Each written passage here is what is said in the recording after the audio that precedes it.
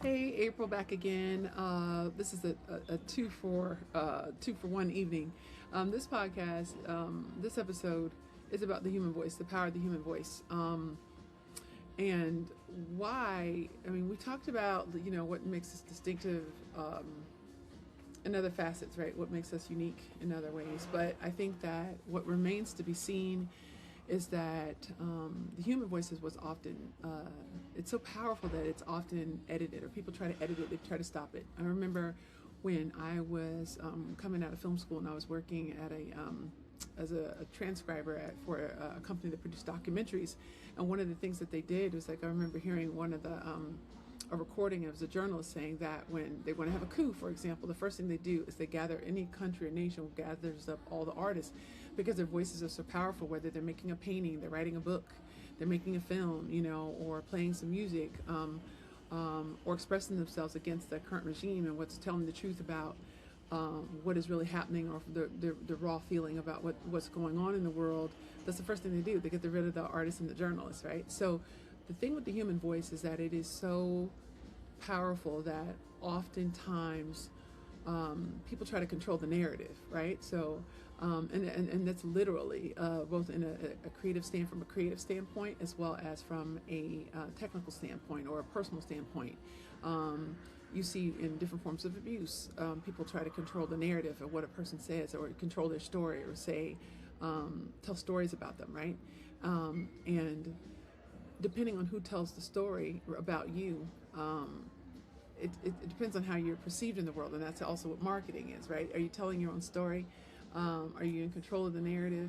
And hopefully that narrative is true. You're not just not making some stuff up, and then it's like, oh, people find out later on. It's like false advertising. But the power of telling stories that matter and that resonate it's in our hands, and every voice that we hear. I remember just even, I love going to film festivals just because you can see, theoretically, we're telling the same stories over and over again. This is the argument in filmmaking. There's only so many different archetypes and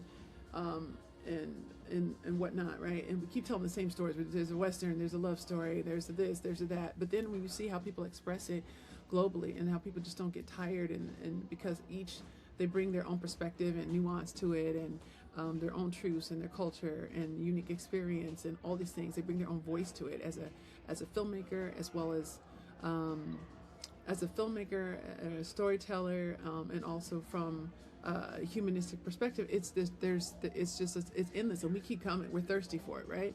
And the internet has allowed us to share our voices on a global scale, right? And yeah, you hear all the screaming in the background. The internet has allowed us to share our voices on a global scale, where before, I remember when it was a big deal to even be considered or selected at a film festival, to hope your work could be seen, or to even if you were submitting work through an agent, or even trying to get into the studios or have those big studio meetings. It was like far and few between, and you were like it was an exception. It wasn't normal for everyone, right? Everyone didn't get those meetings. Everyone didn't get their film screened. Everyone wasn't able to be Oscar eligible, or there were a lot of roadblocks. But now, because of technology, you can shoot what films used to take a certain amount of time, because you're shooting on film stock and you're like loading the cameras and doing all these things. The times of production have collapsed. The things that you can shoot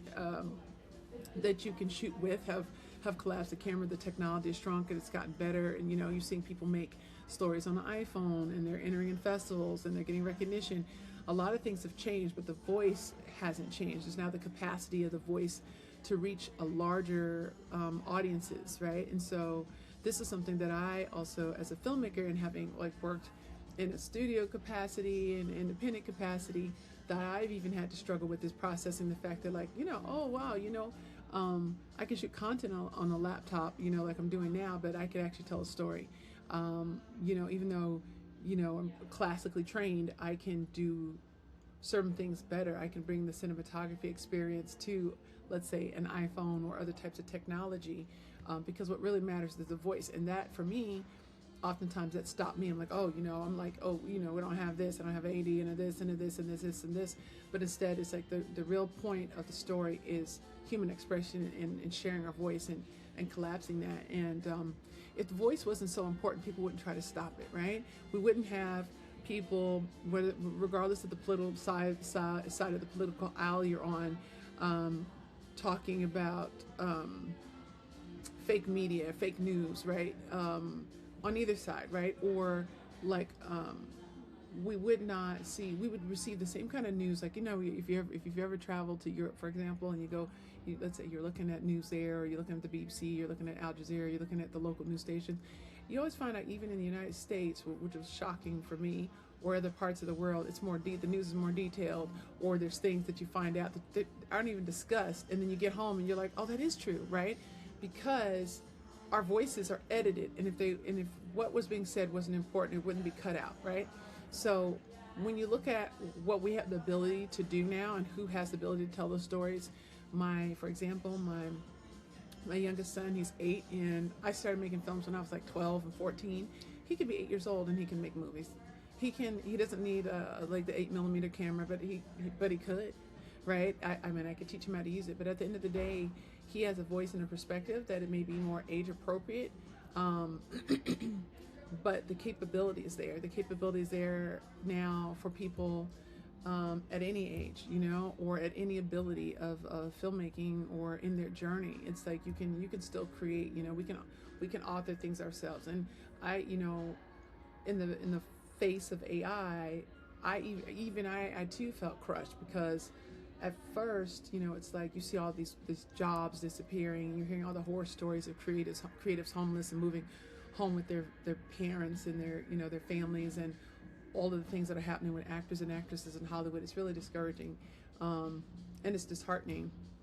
What's been happening with other writers, unionized people, whatever. It's just like, wow, especially in the United States, And so you're like, okay, filmmaking is there, it's over there, and yeah, we know who's buying and who's not. And there's been so many conversations I've talked to producers from Japan to LA to wherever, who haven't worked in 2 years, haven't done, it's a lot, right? It's a lot to process, and there's some tough stories, but these are also news stories, right? Even within that, there's news stories, and maybe we can't go as big as we did temporarily for a time, or we have to build express our voice, just in different ways, and not, yeah, you want to shoot on an air, you want to shoot on an area, you want to shoot on a red one, you want to shoot on, whatever other types of camera. There's so many, right? We want to shoot on this and that, or we want to have like our traditional, what we're used to, but our voice still remains, and our voice is important, and it's something that has to be heard and needs to go forward. So the other thing is that we tend to, like me personally, I'm gonna speak for my own personal experience. It's like I came out of filmmaking, breaking up narratives, doing like avant-garde and experimental films. That's how I got into NYU, and then I was doing that. I remember one of my first films at NYU, and I was told that I didn't make a story. And this, I had a European teacher, very classically trained, and he was just like, "What are you doing?" I'm mixing poems and paintings, I'm mixing poetry, I'm mixing narrative and live action, and doing all this stuff. And he was like, one of them I got a standing ovation for, but then, they're like, "Oh, this is not really a story." And so he proceeded to lambast me about in front of the auditorium of students, and like, "Oh yeah, it's, even though everyone liked it, it's not really a story, because everything's out of order, it's all over the place, right?"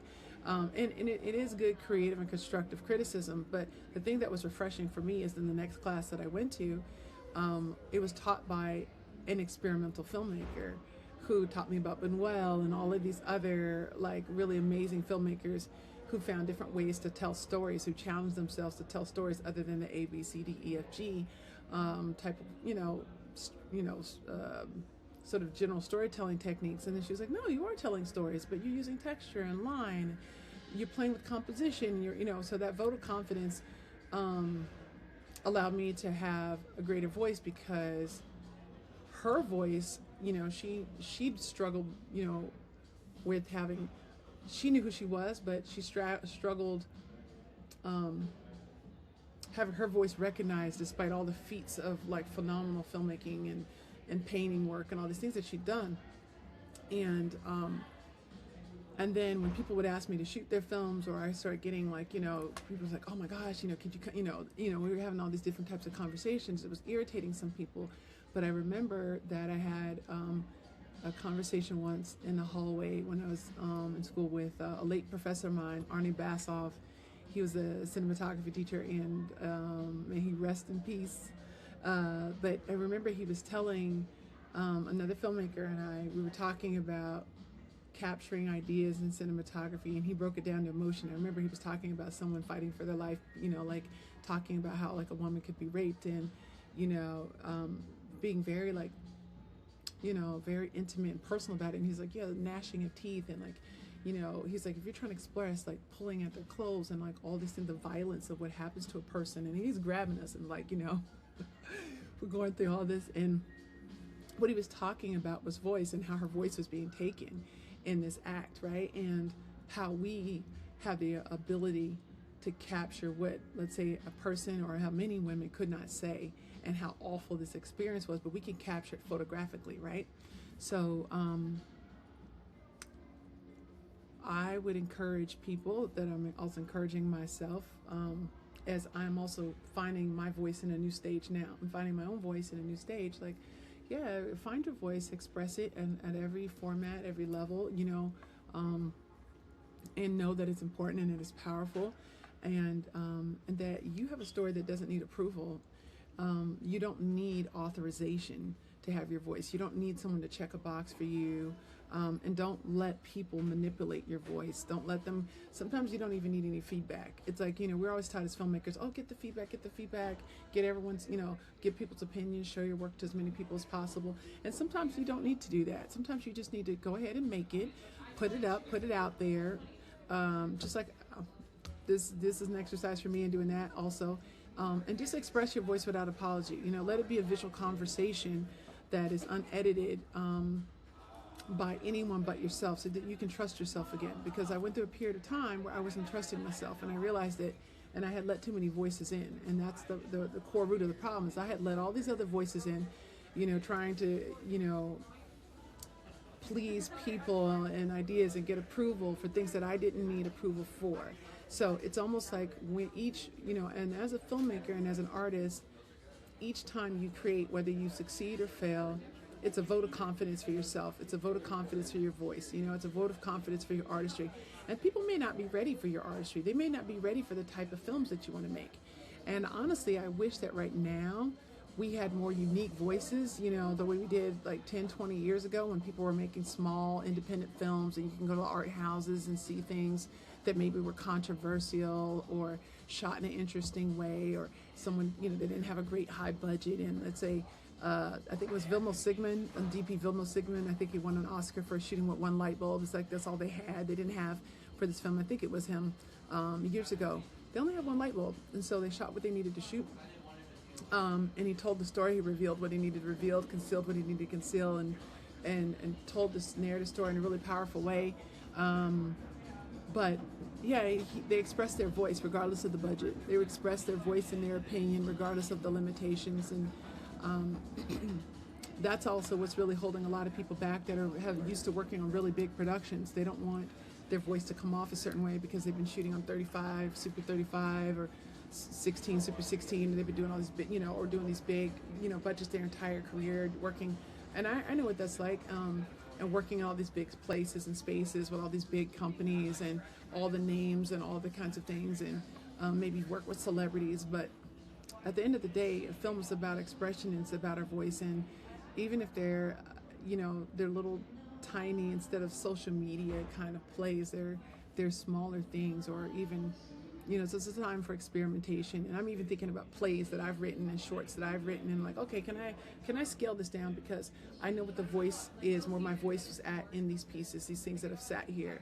Maybe I can't tell it, like I said in the previous video, at a $4 million or $5 million or $25 million budget, but I can tell this story for $5,000. I can tell it for $10,000, or maybe it's just me and my camera, and I'm like getting one of my friends that's an actor who also needs to express their voice. I'm getting someone else who's a composer who needs to express their voice. Someone who's a DP that's used to shooting big, these big iconic films, but they're like, all right, I just need to express my voice at a time like this when work is slowed.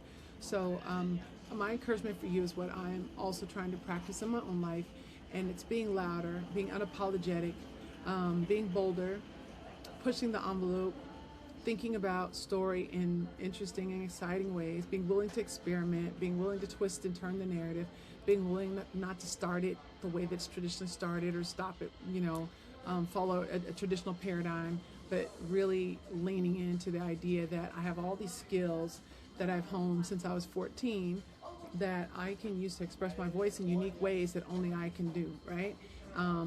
And also I want to encourage you to express yourself in ways that only you can do, right? The world would be absent without you. We would be reticent without you. So whether it's big or small, or it feels really small, it feels less than you're able to do, you don't have all the filters and all the different things that you love to use, let's do it anyway. I saw a thing recently that there was a competition, not competition, it wasn't a competition, it was a motivational thing on social media. It was like dare to post for like 30 days, and I started and I couldn't finish it. I missed it, but I love the idea that it got people up out of their seats and used to telling micro stories again, and really expressing themselves around different ideas for I think it was like 30 days, or it might have been a little bit longer, but and I hope they do one like dare to post films, right? Little micro films. I remember we participated in the 24-hour film festival once, and did like a sock puppet movie, but it was just like, it was fun. But it got a bunch of people together in the room that were really talented, well above that. And it was funny and cute and everything else. But the main thing is that we were shooting, and I knew when I was younger, when I started as a teenager, I didn't know how to shoot, so I just shot, right? And then I learned filmmaking. So when I came to NYU, I was already making films because I'd learned just by doing, by watching and doing and watching and doing. And then when I got there, it was more watching, learning, doing, but at a higher level, And I did that coming out, but then I started working on big things. I started thinking, oh, I can't do that. I can't do this. I can't shoot without this. I can't do this. I don't have this light meter. I don't have this, that, and that. They don't have this budget. We can't do it correctly. So in 2026, let's push for more voice, more vision, and not necessarily doing it correctly. All right, that's all I have for you. Hope that inspired you.